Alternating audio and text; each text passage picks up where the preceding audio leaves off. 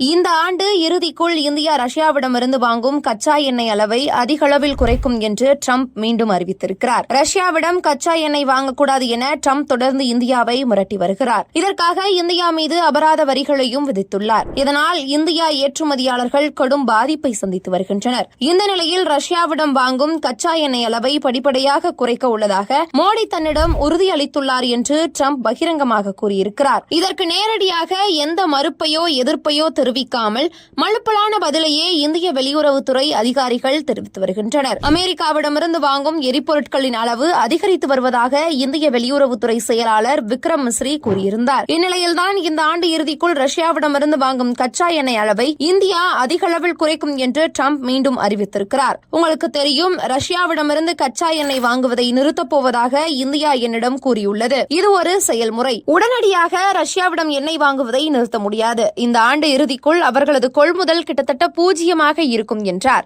India தனது ஒட்டுமொத்த கச்சா எண்ணெய் கொள்முதலில் சுமார் 40% ரஷ்யாவிடமிருந்து கொள்முதல் செய்கிறது. அமெரிக்கா மிரட்ட துவங்கியது முதல் ரஷ்யாவை தவிர்த்து பிற நாடுகளிடம் இருந்து இந்தியா கச்சா எண்ணெய் வாங்கி வருகிறது. அந்த அளவை தொடர்ந்து அதிகரித்து வருகிறது. ரஷ்யாவிடமிருந்து வாங்கும் கச்சா எண்ணெயின் அளவு படிப்படியாக குறைந்து வருகிறது. ஆனால் இது தொடர்பாக ஒன்றிய பாஜக அரசு வெளிப்படையாக எதுவும் கூறாத நிலையில் இந்திய அரசின் முடிவுகள் அனைத்தையும் ட்ரம்ப் வெளியிட்டு வருகிறார். பிரதமர் மோடி வழக்கம் போல மௌனமாகவே இருக்கிறார்.